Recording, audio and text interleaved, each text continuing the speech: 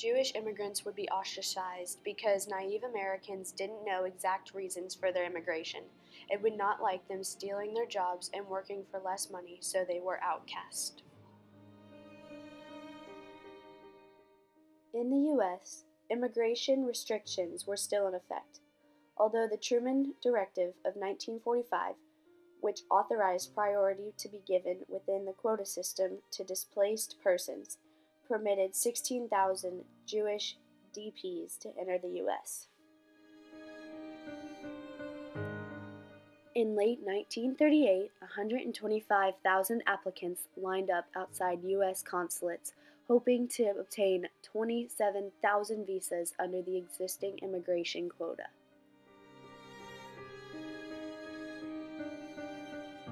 During the second half of 1941, even as unconfirmed reports of the mass murder perpetrated by the Nazis filtered to the West, the U.S. Department of State placed even stricter limits on immigration based on national security concerns.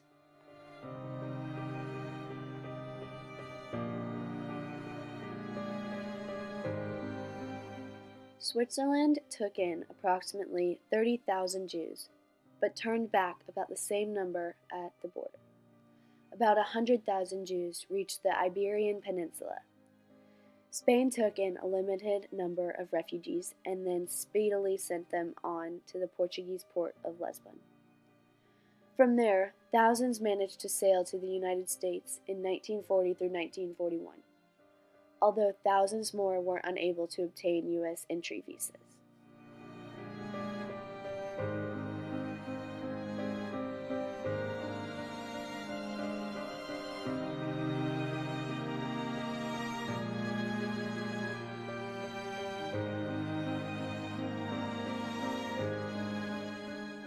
The Holocaust took place in the broader context of World War II. On September 1, 1939, Germany invaded Poland. Over the next year, Nazi Germany and its allies conquered much of Europe. German officials confiscated Jewish property and in many places required Jews to wear identifying armbands and established ghettos and forced labor camps.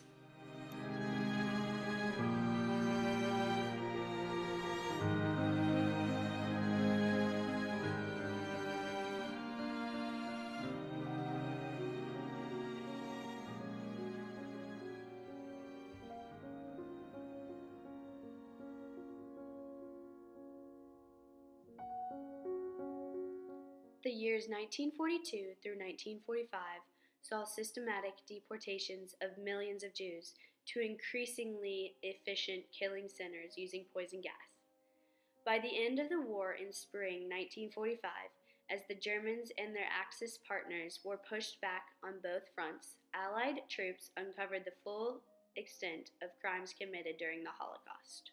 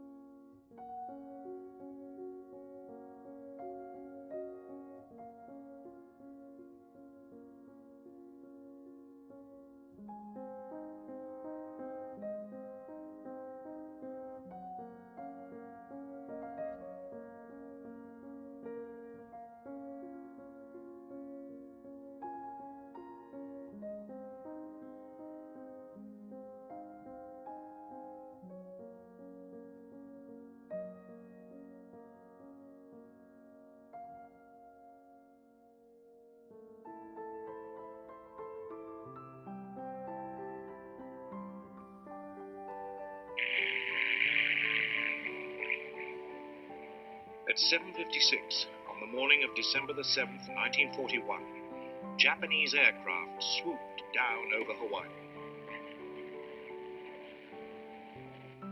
Their target? The U.S. Pacific Fleet at anchor in its base at Pearl Harbor.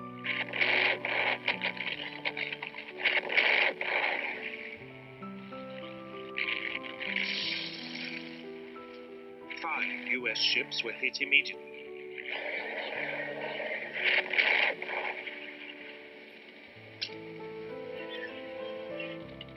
few minutes later, more Japanese aircraft joined them.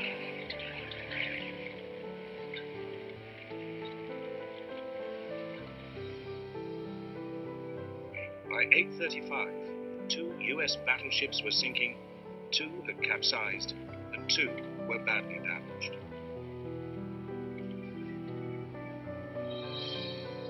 A 7th battleship, the Nevada, slipped her moorings and was heading out to sea when she, too, was caught and forced. This video shows the viewer the unfortunate attacks on Pearl Harbor.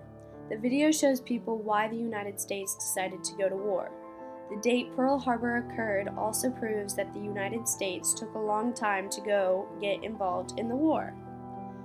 Also, because this event caused such major damage, it was hard to conceal the event from United States citizens, while other events occurring across the world were easier to conceal from Americans because they were not happening on their own soil.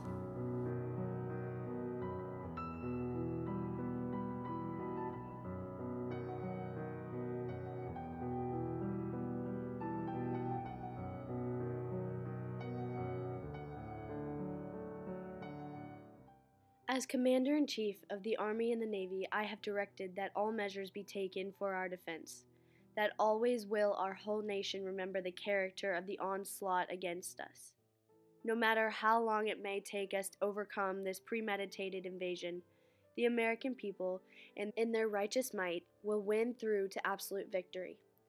I believe that I interpret the will of the Congress and of all the people when I assert that we will not only defend ourselves to the uttermost, but will make it very certain that this form of treachery shall never again endanger us. Hostilities exist. There is no blinking at the fact that our people, our territory, and our interests are in grave danger. With confidence in our armed forces, with the unbounding determination of our people, we will gain the inevitable triumph, so help us God. I ask that the Congress declare that since the unprovoked and dastardly attack by Japan on Sunday, December 7th, 1941, a state of war has existed between the United States and the Japanese Empire. These words were words spoken by President Franklin Delano Roosevelt right after the attack on Pearl Harbor. After the attack on Pearl Harbor, the media began to print the truth. They did not try to conceal what was really going on from American citizens.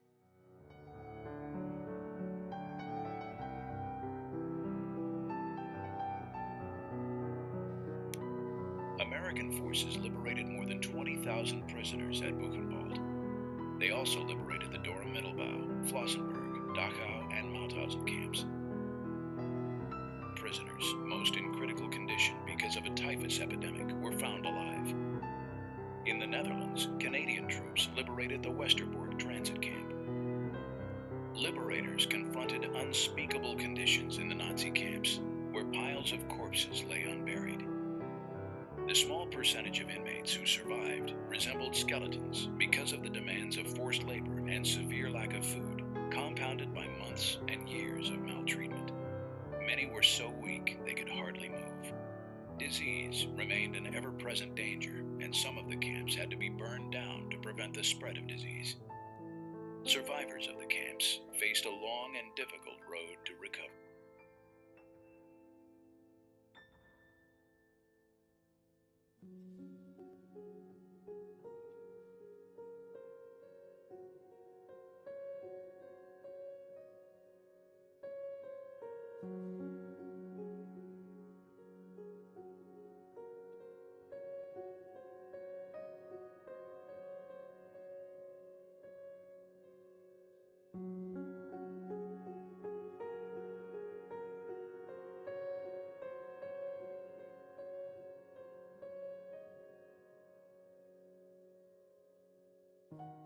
If the prisoners are unfit to work, they are told that they are to be cleansed and disinfected for their new assignments. They must therefore completely undress to be bathed.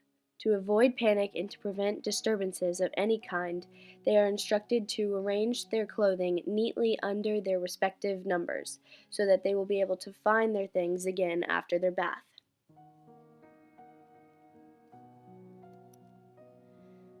Everything proceeds in a perfectly orderly fashion. They then pass through a small corridor and enter a large cellar room which resembles a shower bath. Crowds of 300 to 400 people are herded into these large but compacted small rooms and do not come out.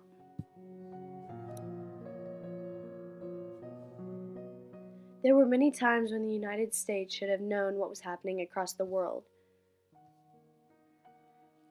Nazis were speaking out about the Jewish problem, and the United States failed to recognize this or make it known to the American citizens. Government leadership should have informed the United States citizens about what was happening across the world.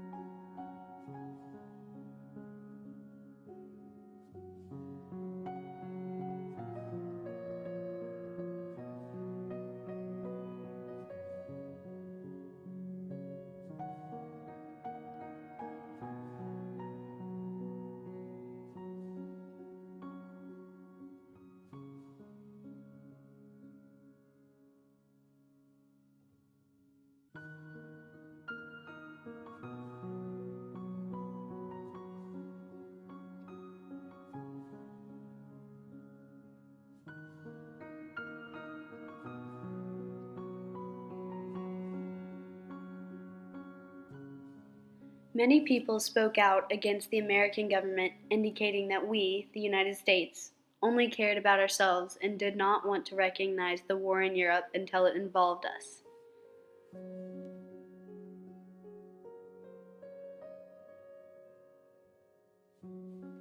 Mr. Roosevelt claims that Hitler desires to dominate the world, but it is Mr. Roosevelt who advocates world domination when he says it is our business to control wars of Europe and Asia, and that we in America must dominate islands lying off the African coast. Lindbergh.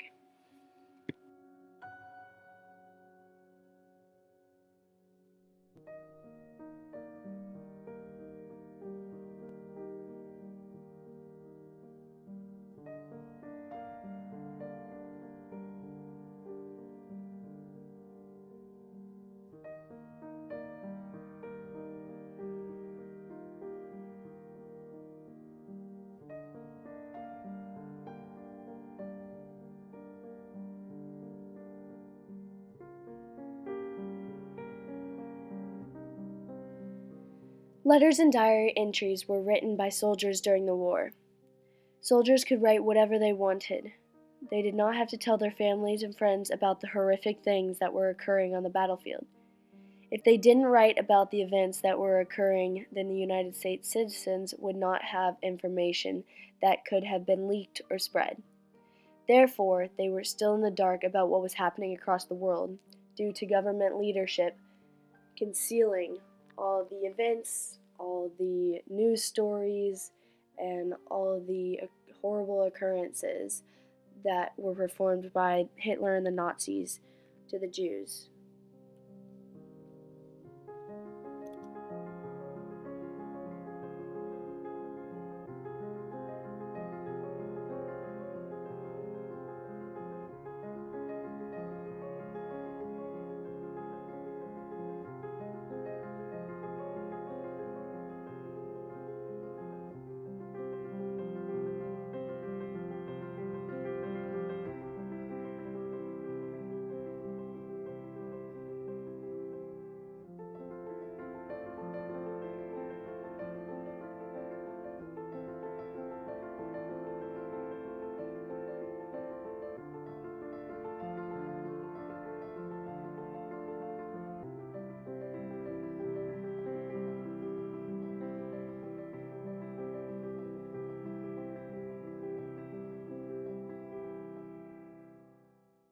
One of the first articles written after the Holocaust ended, the New Republic reported on the massacre of the Jews.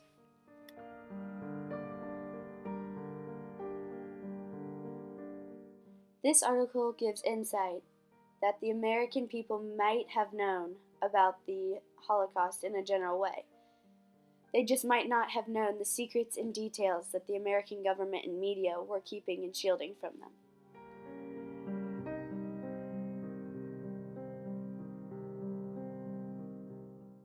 After the war, many newspaper agencies and many individuals began writing about the atrocities that occurred over in Germany that the American government and media had shielded from the United States citizens.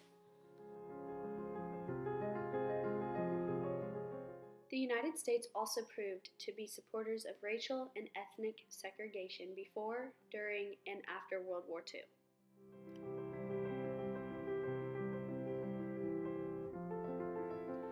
Why would the United States care about or even acknowledge the Jewish problem in Europe if they didn't even give Jewish American citizens attention and fair treatment?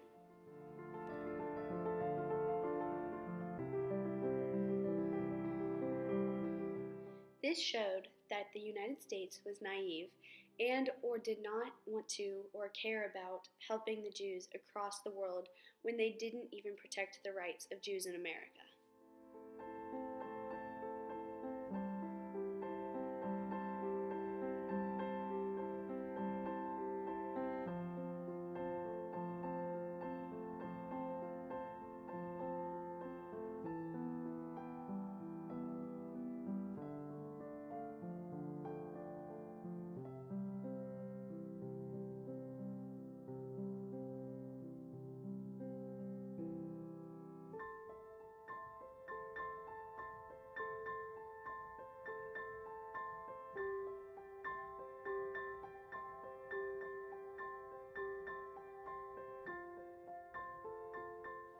Before Pearl Harbor, the United States government had nothing to motivate them to intervene on the Jews' behalf. American citizens had not been harmed, and most did not even know of the atrocities occurring across the world.